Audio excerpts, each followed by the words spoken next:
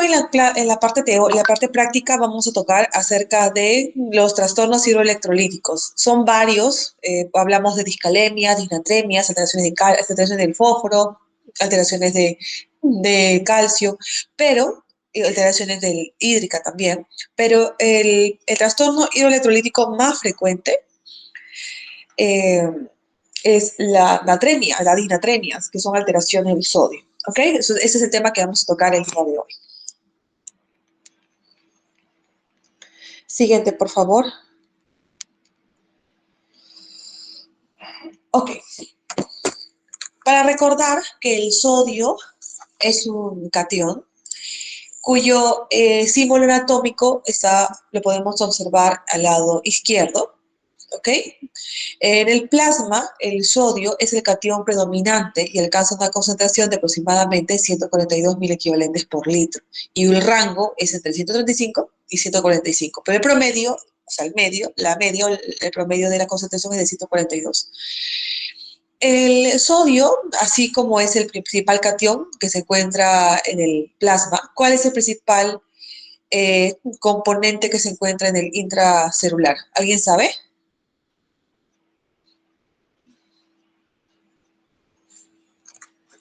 Chicos, ¿me están escuchando o hay algún problema con el audio?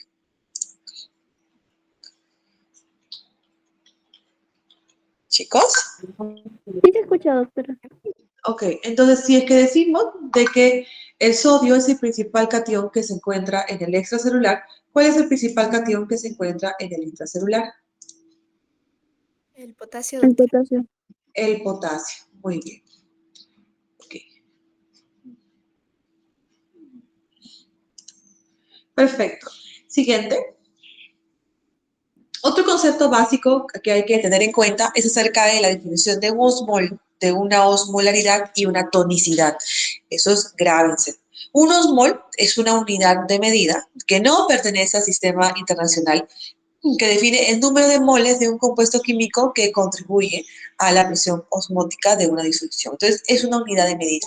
La osmolaridad o osmolaridad osmolaridad es la concentración que se va a expresar en osmoles por kilogramo de agua. ¿Ok? Es por eso que los valores normales de la osmolaridad plasmática es de 290, que es la concentración de ese osmol por kilo de agua. ¿Ok? Entonces, 290 miliosmoles por kilogramo. ¿Ok? ¿Y qué es la tonicidad? La tonicidad es la capacidad que tiene un osmol, ¿ok? De un osmol de jalar agua. Eso es lo que es la osmolaridad, lo que es la tonicidad, ¿ok? Y es ahí que nosotros vamos a ver que van a haber osmoles activos, osmoles no activos, osmoles con tonicidad, osmoles no tónicos. Entonces, el sodio, por ejemplo, es un osmol, ¿ok? Pero es un osmol que tiene alta tonicidad, es decir, que tiene alta capacidad de jalar o mover el agua hacia adentro o hacia afuera de la célula, del espacio entre la célula y del intravascular. En cambio, la urea, por ejemplo, es un osmol, pero que no es tónico, o sea, no tiene la capacidad de mover agua. Siguiente. Ok, entonces en condiciones normales va a haber siempre un equilibrio entre el fluido intracelular y el fluido extracelular. ¿Ok? Lo demás, lo que está en la parte inferior acerca de los tipos de hiponatremia, de acuerdo a la tonicidad y a la volemia, eso lo vamos a ver más adelante para que no nos confundamos. Siguiente. Entonces, cuando hablamos nosotros de disnatremias, estamos hablando de trastornos del agua, porque básicamente depende al cambio de este agua o movimiento del agua, va a depender la concentración de los solutos, en este caso del sodio. Si el agua se va hacia un compartimento, va a diluir el sodio y la tonicidad va a disminuir. Y si el agua se retira de un compartimento, va a disminuir la cantidad de fluido o de líquido, va a aumentar la concentración o se va a concentrar los iones o los moles en este caso, y eso va a generar un aumento de concentración y una hipertonicidad. Entonces, cuando hablamos de disnatremias o trastornos del sodio, no estamos hablando de trastornos del sodio como tal, sino estamos hablando de trastornos del agua, porque depende de ese movimiento de agua, ¿ok? Tener una mayor o menor concentración de osmoles y por ende de concentración o tonicidad. Entonces, ¿quién regula la tonicidad corporal? Hemos hablado que el agua, ¿no es cierto? Obviamente es la relación de la concentración del sodio, la osmolaridad y tonicidad. Y si sabemos que es regulado por el agua, vamos a hablar acerca de una hormona importante que es la hormona antidiurética. ¿Okay? Esta hormona antidiurética se va a excretar o va a sintetizarse y eliminarse dependiendo de la tonicidad plasmática. ¿Ok? Entonces, el sodio es el principal determinante de la osmolaridad plasmática. Presenta alta tonicidad, genera fuerza impulsora para el movimiento del agua hacia el compartimento con mayor tonicidad y genera un equilibrio. Es decir, que si yo tengo gran cantidad de sodio en lo intracelular, voy a permitir que jale agua. El agua se va a mover hacia el espacio intracelular para que haya un equilibrio, es decir, diluya en la concentración que tenga y mejore y genere un equilibrio entre el espacio intracelular y el espacio extracelular en cuanto a la tonicidad, en cuanto a la osmolaridad o concentración de sodio. ¿Ok? Siguiente. Ok, entonces cuando estamos hablando de la regulación de la tonicidad y la concentración sérica de sodio, polaridad y tonicidad, decimos o hemos hablado que uno de los factores importantes es la secreción de la hormona antidiurética. Pero esa hormona antidiurética se excreta por dos estímulos. El estímulo más importante es el estímulo no osmótico, ¿ok? El estímulo osmótico, ¿cómo podemos definir este tipo de estímulo? Porque nuestra tonicidad plasmática está estrechamente regulada por la hormona antidiurética. Si tenemos un entorno extracelular hipertónico, esto va a estimular a unos osmoreceptores hipotalámicos y ellos, al detectar que tiene alta concentración de solutos, lo que necesita es bajar esa concentración. Entonces, ¿cómo hace? Diluyéndolo. Aumenta la liberación de la hormona antidiurética de la glándula pituitaria, que se encuentra obviamente en la hipófisis posterior, ¿ok? Hace la circulación sistémica. Ese es el estímulo osmótico. La vasopresina, ¿qué hace? Va a actuar a nivel renal. Más adelante lo vamos a observar, pero van a unirse a unos receptores que son los receptores B2, ¿ok? Y esto va a generar que se liberen ciertas acuaporinas y eso genera que se pueda absorber agua, ¿ok? Hay un estímulo no osmótico que no es frecuente, es más frecuente el estímulo osmótico. El estímulo no osmótico quiere decir que el estímulo va a ser la hipovolemia. Tienes un paciente que tiene hipovolemia o de pronto se chocó, de pronto hubo un sangrado, ¿ok? Y esto va a disminuir la perfusión, ¿ok? Es decir, disminución de la volemia, va a activar los vasoreceptores y va a también favorecer a la liberación de la antidiurética. Entre los dos, chicos, el más frecuente es el estímulo osmótico. El estímulo no osmótico o la hipovolemia es el último en generar o estimular la liberación de la antidiurética porque tiene que haber una disminución de presión muy marcada, por lo menos perder aproximadamente el 20% de la volemia, que es bastante, para que se pueda estimular. El segundo estímulo más importante es la sed, ¿ok? Mientras disminuye o aumenta la volemia, yendo a un estado de hipotensión, también va a estimular a la sed. Eso es un estímulo que se ve inclusive mucho antes al estímulo no osmótico. Siguiente. Ok, entonces una vez que se estimula, ya sea con un estímulo osmótico o no osmótico, se va a liberar la vasopresina. Entonces la antidiurética o la vasopresina se une a los receptores B2, como pueden ver en la parte derecha, que es el lado vasolateral y el lado apical es el lado izquierdo. Si vamos al lado derecho, el lado vaso, vemos aquí que hay unos receptores que se llaman los receptores beta 2. ¿Ok?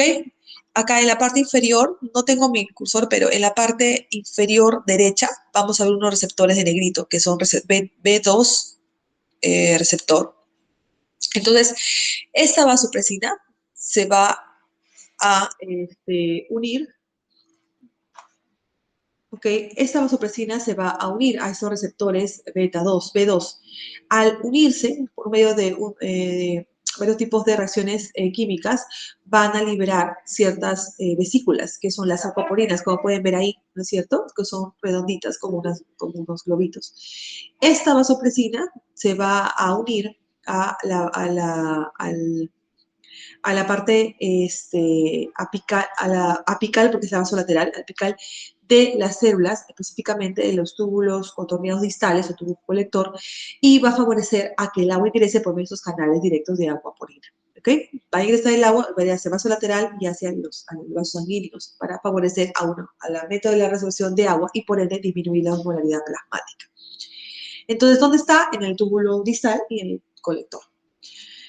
¿Ok? Entonces, esta activación de los B2 estimula la translocación y la fusión de las vesículas que contienen acuaporinas. Van a liberar estas acuaporinas y se van a unir a la membrana apical, que van a permitir que el agua, por medio de estos canales, fluya directamente hacia la sangre y genere, pues, una disminución de la osmolaridad.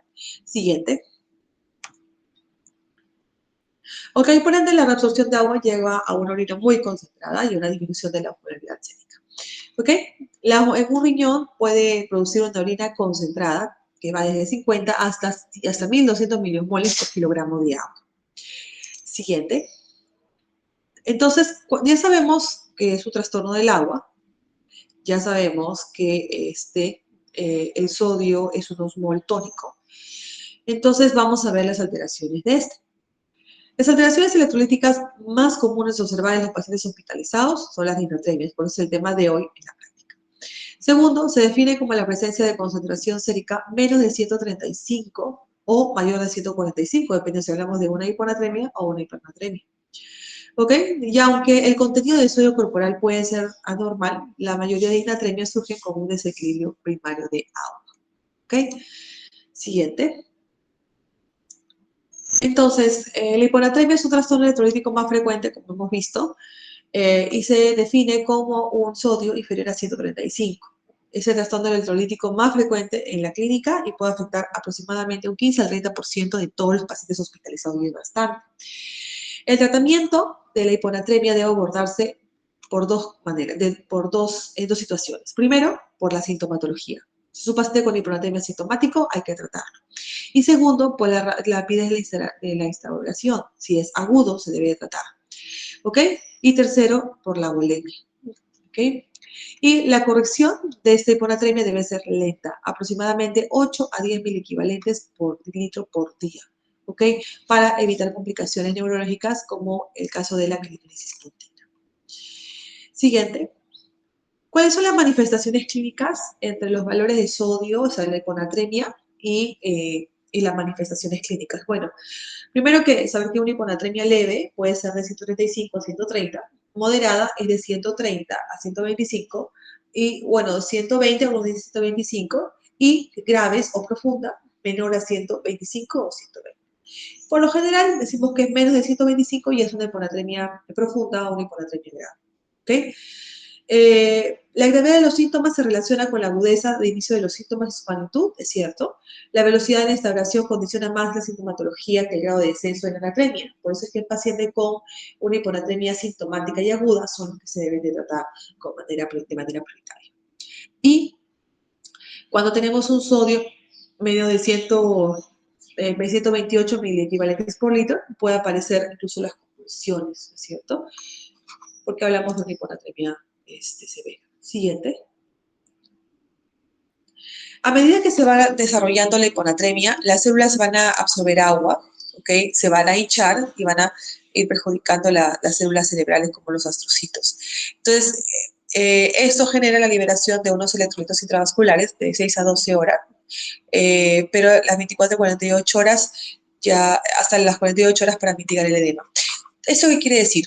Cuando yo tengo un estado de una hiponatremia, yo tengo menos concentración de osmoles o de solutos en el intravascular que en el intracelular. Entonces, si yo tengo, o más o menos, a ver, eso sería ideal en la práctica física, pero bueno, vamos a intentar explicar.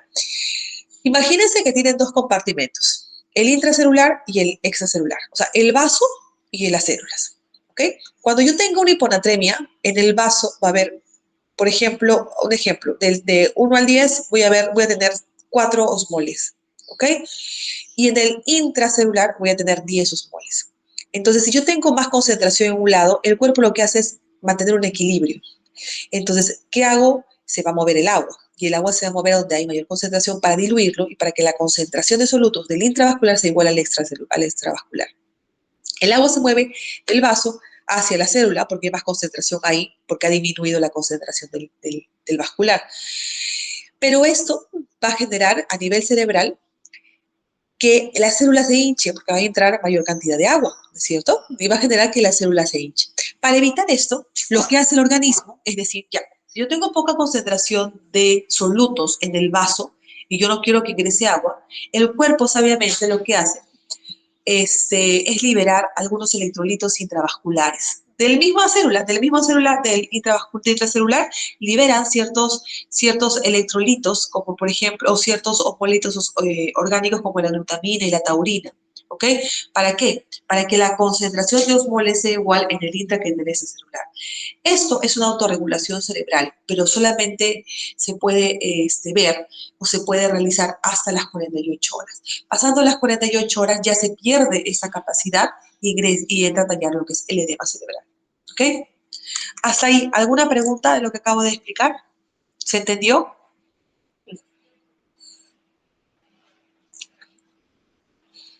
Chicos, ¿se entendió? Todo claro, doctora. Ok, entonces siguiente. Entonces ahora hablando de la clasificación de la hiponatremia, podemos decir que la hiponatremia la podemos clasificar de 5 maneras. Primero por el tiempo, menos de 48 horas agudo, más de 48 es crónico. Por la clínica, puede ser sintomático o asintomático. Por el grado de severidad, leve, moderado, severa. Por la tonicidad, hipotónica, isotónica, hipertónica. Y por la volemia, que puede ser iso o hipovolémica. ¿Ok? De todo esto, la más frecuente es una hipotónica y es una hipovolémica. Siguiente.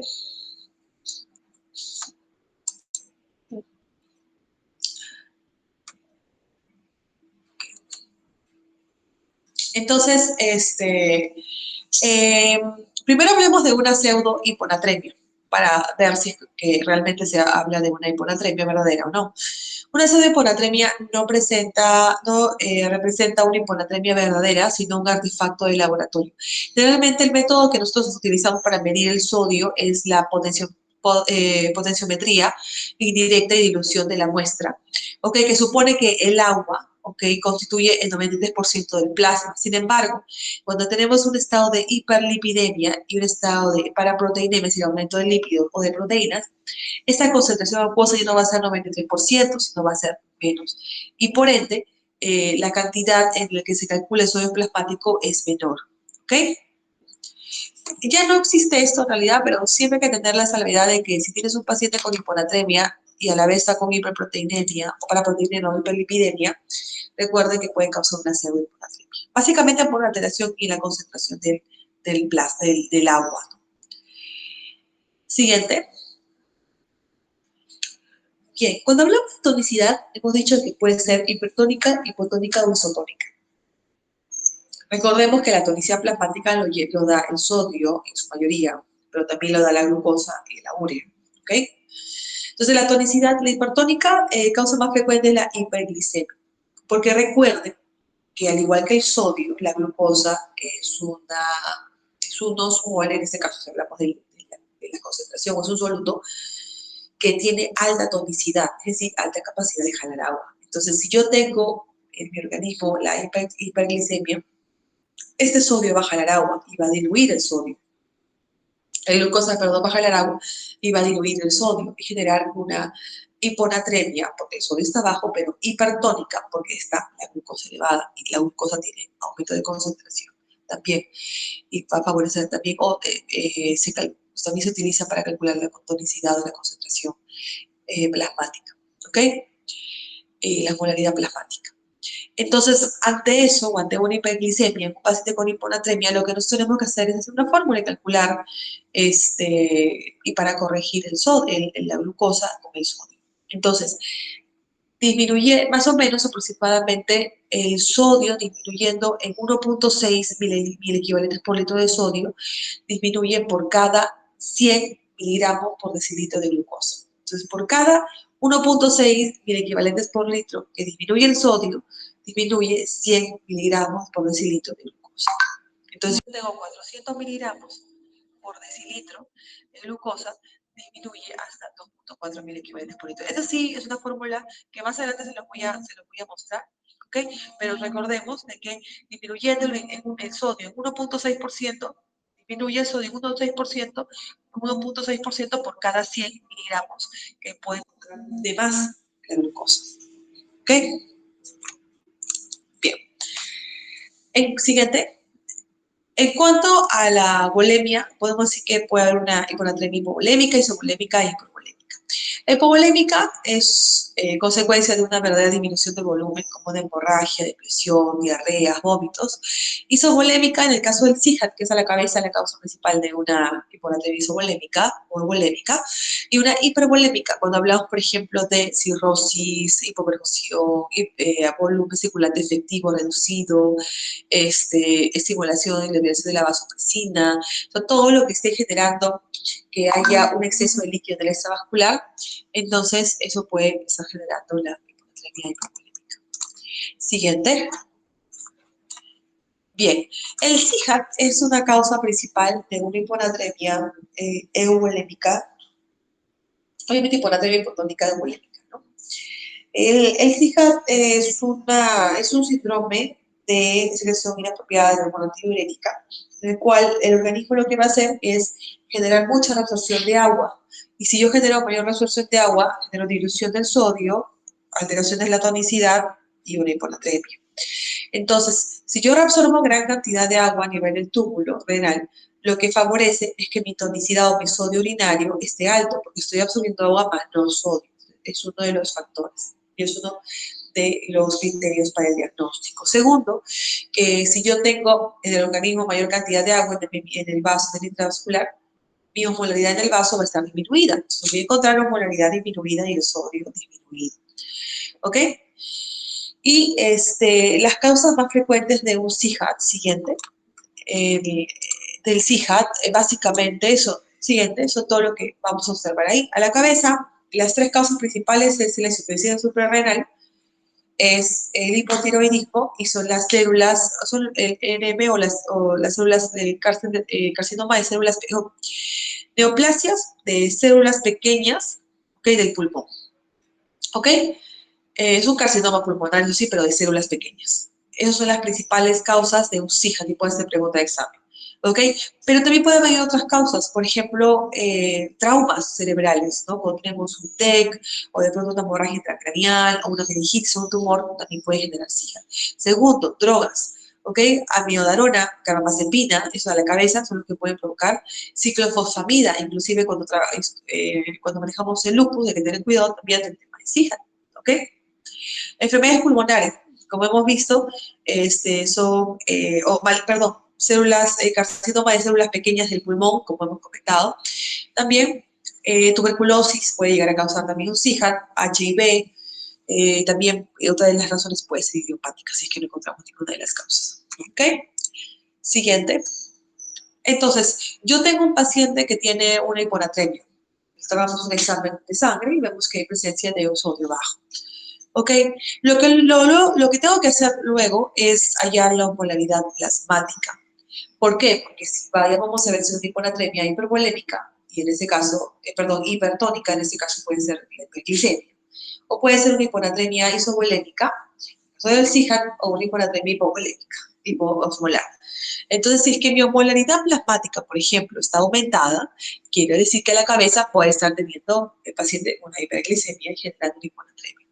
Pero si mi osmolaridad plasmática está disminuida, ok, tienes un estado de hipoosmolar, ahí tengo que hallar cuál es el sodio o la osmolaridad urinaria y por ende mi sodio urinario.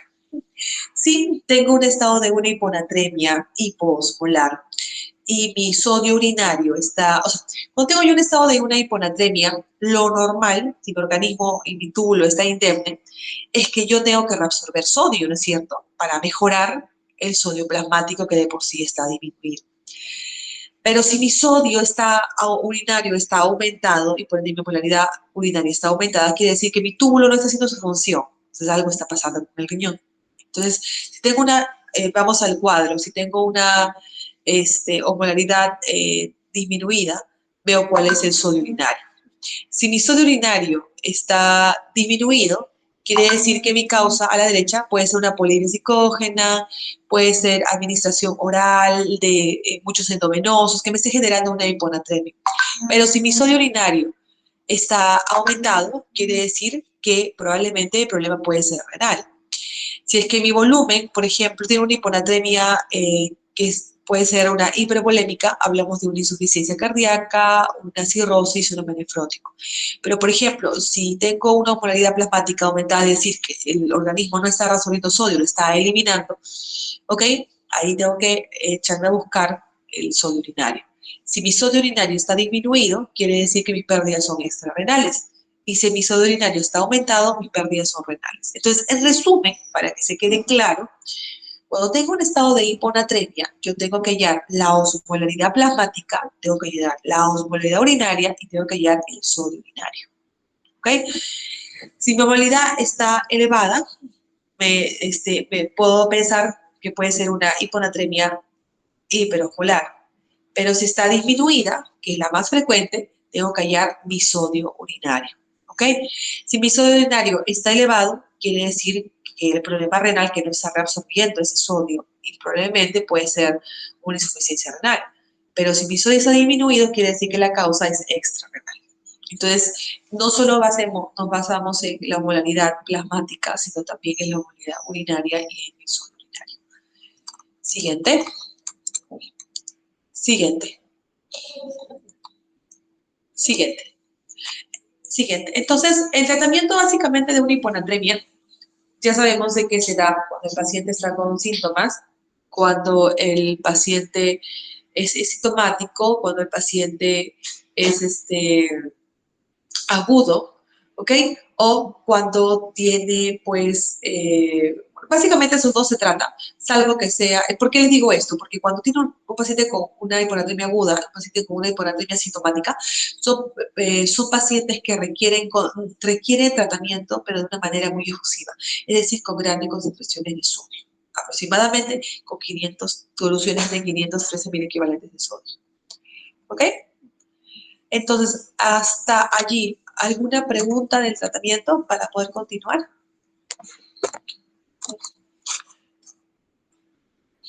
Lo ideal hubiera sido una práctica presencial para poder hacer ejercicios, pero igual yo creo que la próxima semana podemos regularizarlo. ¿Pero hasta ahí alguna pregunta?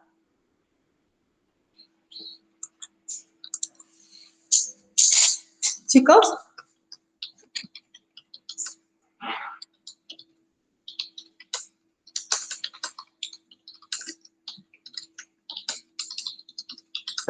Todo claro, doctora. Ok.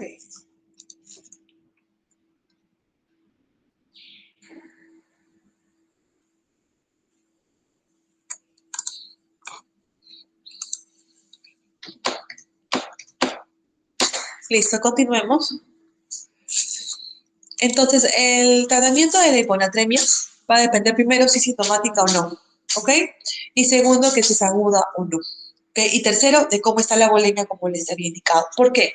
Porque si un paciente viene chocado, no vas a no vas a tratar el sodio primero, tienes que tratar la bulimia del paciente, ¿cierto? Y luego tratar el sodio. Bien. Siguiente. La corrección se hace en 24 horas siempre y el aumento es paulatino, es de 8 a 12 mil equivalentes, por lo menos, por litro al día. Eh, Siguiente.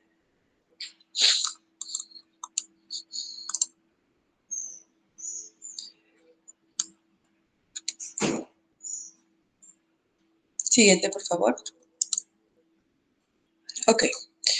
En cuanto al tratamiento de una hiponatremia hipotónica hipovolémica, que es la más frecuente, nosotros tenemos varios tipos de soluciones salinas.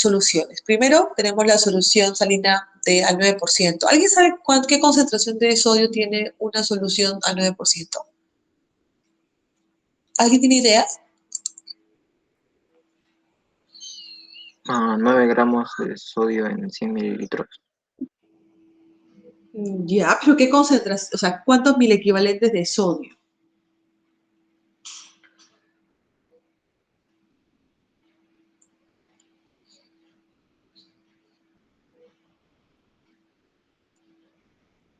Okay, aproximadamente tiene 154 mil equivalentes de sodio por litro. ¿Ok? ¿Qué otro tipo de solución nosotros contamos que tenga gran concentración de sodio? Por ejemplo, el hipersodio o o cloruro de sodio no al 9 por mil, sino al 20%. ¿Alguien sabe qué concentración de sodio o cuánto mil equivalente de sodio tiene una solución a un cloruro de sodio al 20%?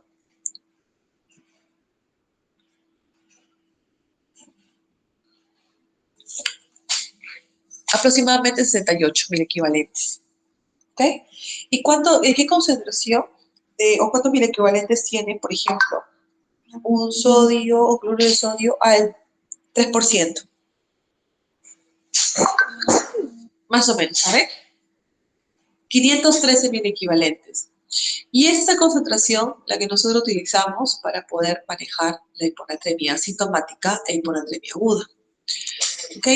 Entonces, hay dos maneras de corregir la hiponatremia. La primera es con una fórmula que se llama Adroguey-Díaz, que habla acerca del sodio plasmático, que es el sodio o el sodio infundir, es decir, si yo tengo esa hiponatremia que es aguda y es sintomática, yo debería infundirlo con un sodio de mayor concentración, una solución de mayor concentración de sodio, y esa es la que tiene 513.000 equivalentes. Entonces, el sodio infundir es 513.000 equivalentes menos el sodio del paciente, sobre el agua corporal total más 1. Y esa fórmula es útil para poder saber cuál es la concentración o cuál es la cantidad de sodio que debo de infundir a mi paciente. ¿Ok? Nos tengo una fórmula por allí. Sí, sigue bajando, por favor. No, baja. Sigue, por favor, continúa. Esa es la fórmula. La fórmula de Adroguey-Díaz es una fórmula ideal para las alteraciones del sodio y para mejorar el sodio. ¿Ok? Es el sodio infundido menos el sodio del paciente sobre agua corporal total más 1. Este resultado es la cantidad de sodio que vamos a aumentar por cada litro de concentración que tengamos. Si hemos utilizado los 513.000 equivalentes, quiere decir que la concentración de un litro es la de cloruro de sodio al 3%. Entonces, ¿cuál es la pauta para mejorar este sodio? Es aproximadamente subiendo 8.000 equivalentes en 24 horas. Porque si yo subo más de 8, voy a generar un riesgo que es la mielinólisis pontina. ¿Ok? ¿Qué es la mielinólisis pontina? Es una deshidratación celular y muerte celular. ¿A qué área afecta? A la protuberancia. Y la clínica puede ser parálisis pseudovulvar, ataxia, movimientos extrapiramidales. ¿Cómo se genera mielinólisis pontina? Si ya hemos hablado acerca de una hiponatremia y el daño cerebral, ¿no es cierto? Vimos que genera edema cerebral, porque hay paso del agua desde el intravascular al extravascular o al extracelular. Pero si yo parto de que tengo una hiponatremia y yo mejoro, doy tratamiento y doy grandes concentraciones de sodio, ¿no? Pasando de los 8.000 equivalentes, la concentración va a virar bruscamente de una hipoosmolaridad a una hiperosmolaridad en el intravascular. Y eso va a favorecer a que el agua ya no ingrese desde el vaso a la célula, sino de la célula al vaso. Y eso genera una deshidratación celular y muerte celular. Y justo en la protuberancia, en la célula de Schwann, van a favorecer a la mielinólisis pontina. ¿Ok? Bien. Hasta ahí, chicos, ¿alguna pregunta de la hiponatremia? De hecho, cuando nos toque práctica, vamos a practicar, o sea, vamos a hacer ejercicios aquí. Por esta coyuntura de la PEC no se ha podido, pero igual vamos a tener que hacerlo y recuperarlo. Pero, ¿alguna pregunta acerca de la hiponatremia, la parte teórica, aunque sea hasta aquí? ¿Alguno de los 6 que está?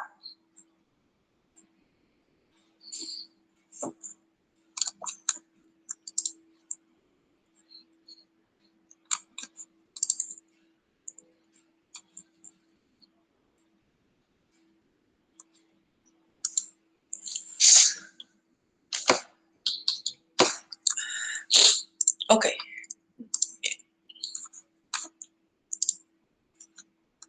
Listo. Entonces, siguiente, por favor.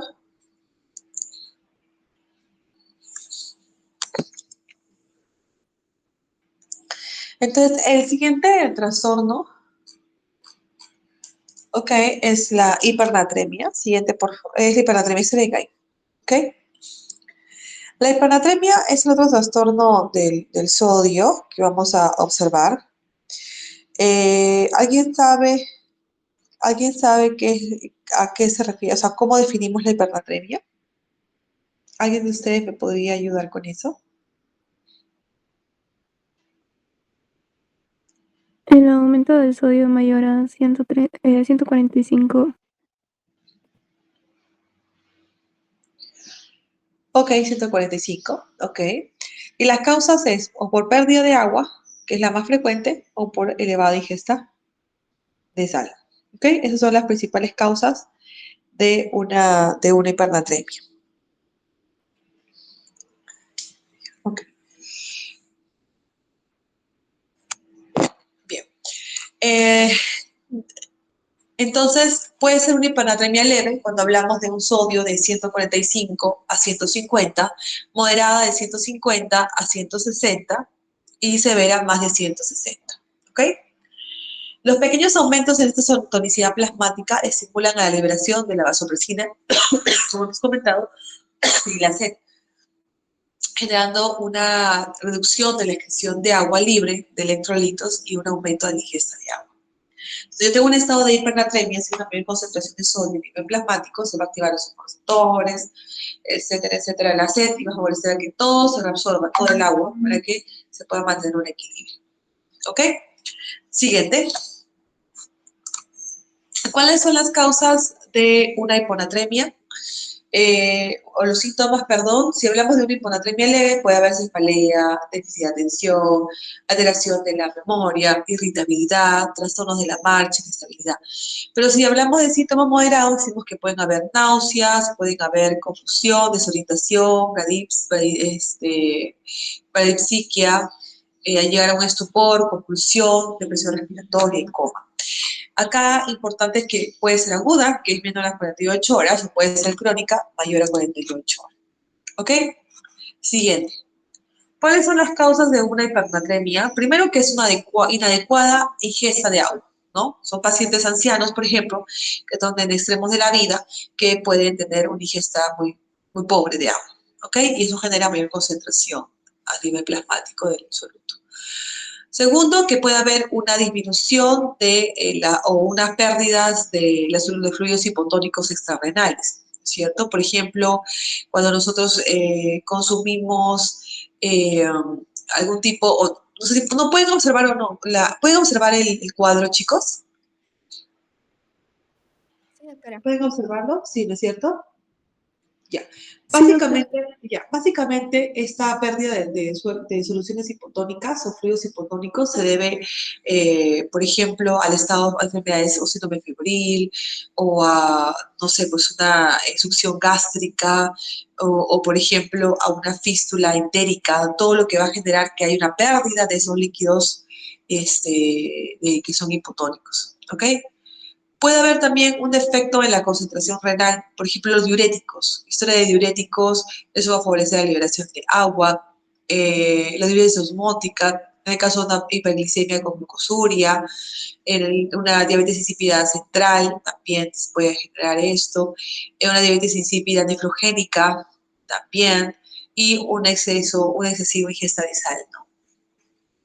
Siguiente.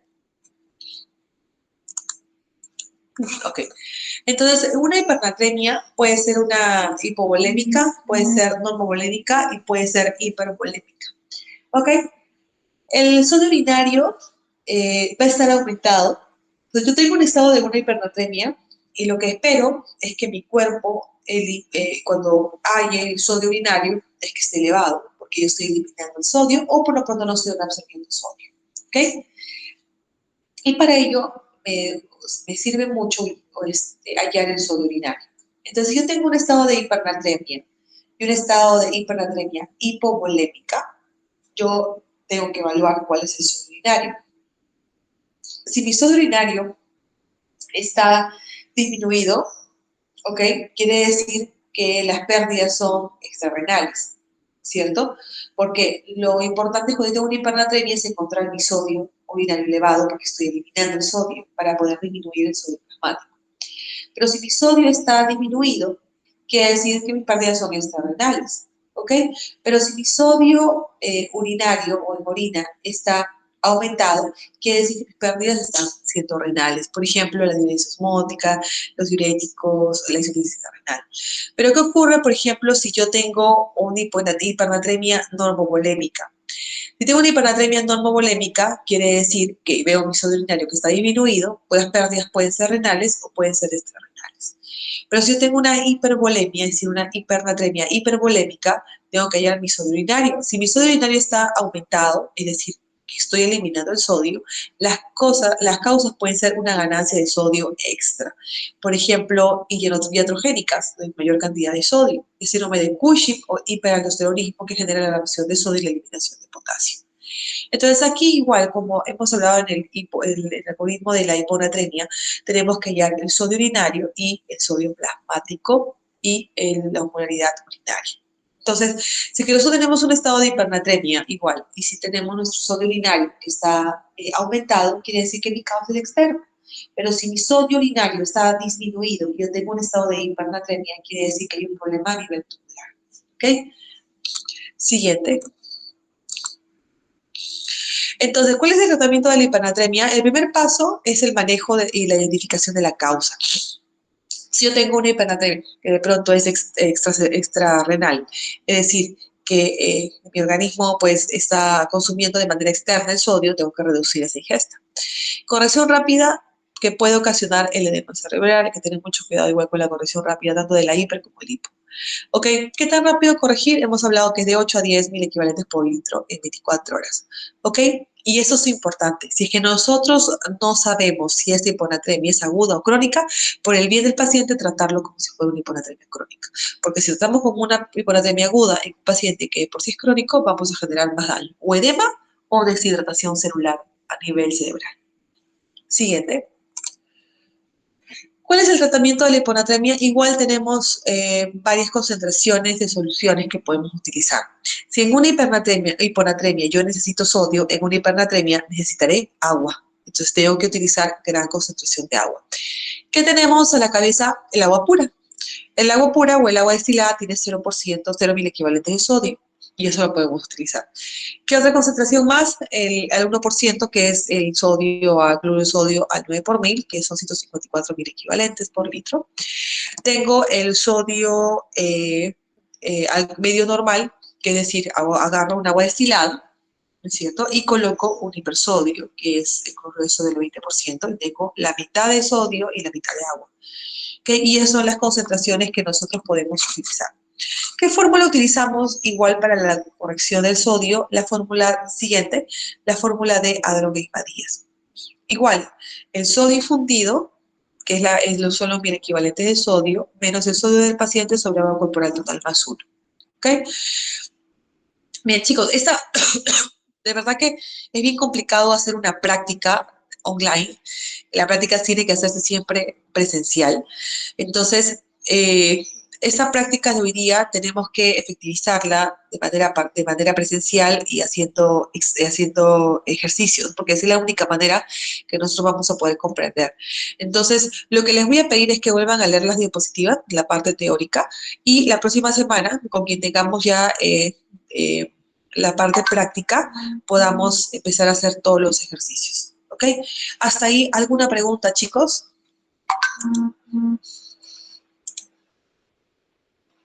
Todo claro, doctora. Perfecto.